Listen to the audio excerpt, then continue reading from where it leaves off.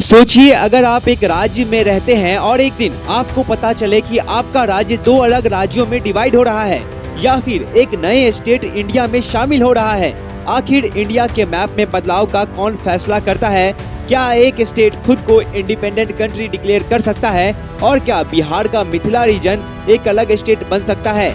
आज हम बात करने वाले हैं article 3 of the Indian constitution के बारे में, जो इंडिया के ज्योग्राफिकल बाउंड्रीज को एक्सपैंड या अल्टर करने का पूरा प्रोसेस बताता है। भारत का संविधान एक डायनामिक डॉक्यूमेंट है जो टेरिटोरियल चेंजेस का भी पूरा मैकेनिज्म डिफाइन करता है। आर्टिकल 3 पार्लियामेंट को पावर देता है कि वो एग्जिस्टिंग स्टेट्स में चेंजेस ला सके, नए राज्य बना सके या किसी राज्य का बॉर्डर चेंज कर सके। मतलब अगर कल को सरकार चाहे तो बिहार और झारखंड को एक राज्य बना सकती है या फिर यूपी को 3 अलग अलग राज्यों में भी तोड़ सकती है। लेकिन इसका पूरा प्रोसेस क्या होता है? आर्टिकल 3 के अंडर पार्लियामेंट के पास 5 बड़ी पावर होती है। पहला, नए राज्य का निर्माण। तेलंगाना का आंध्र प्रदेश से अलग होना इसका एग्जाम्पल है। दूसरा, किसी राज्य की बाउंड्रीज को बदलना या कम करना।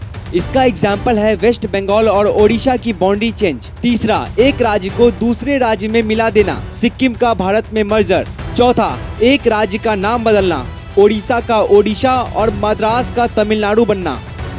और पांचवा, एक राज्य के एक हिस्से को अलग राज्य बनाना, जैसे छत्तीसगढ़, उत्तराखंड और झारखंड का फॉर्मेशन।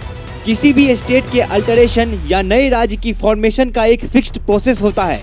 पहले प्रेसिडेंट को राज्यसभा या लोकसभा में एक बिल इंट्रोड्यूस करना होता है। उसके बाद प्रेसिडेंट पहले उस स्टेट की लेजिस्लेचर से ओपिनियन मांगती है, लेकिन ये ओपिनियन बाइंडिंग नहीं होती। फिर पार्लियामेंट सिंपल मेजोरिटी से भी इस बिल को पास कर सकती है और उसके बाद अगर बिल पास हो गया तो नए राज्य का फॉर्मेशन या अल्टरेशन हो ही जाता है। अब जब तेलंगाना को आंध्र प्रदेश से अलग किया गया तब भी यही प्रोसेस फॉलो किया गया था, पर पार्लियामेंट फाइनल अथॉरिटी है। मतलब अगर एक राज्य विरोध भी करे तो भी पार्लियामेंट अगर चाहे तो स्टेट का बाइफर्केशन हो सकता है। अब एक इंटरेस्टिंग सवाल आता है कि आर्टिकल 2 और आर्टिकल 3 में क्या डिफरेंस है। जहां आर्टिकल 2 नए टेरिटरीज को भारत में शामिल करता है, वहीं आर्टिकल 3 एग्जिस्टिंग स्टेट में बदलाव करता है। तो जनता, आर्टिकल 3 एक बहुत ही पावरफुल प्रोविजन है जो भारत का ज्योग्राफिकल स्ट्रक्चर डिफाइन करता है। इसके बिना भारत का मैप आज भी वैसे ही होता जैसे 1947 में था। अगर आपको ये वीडियो पसंद आया तो लाइक करें और फिर अगले आर्टिकल 4 के बारे में भी जानना है तो चैनल को सब्सक्राइब करना ना भूलें।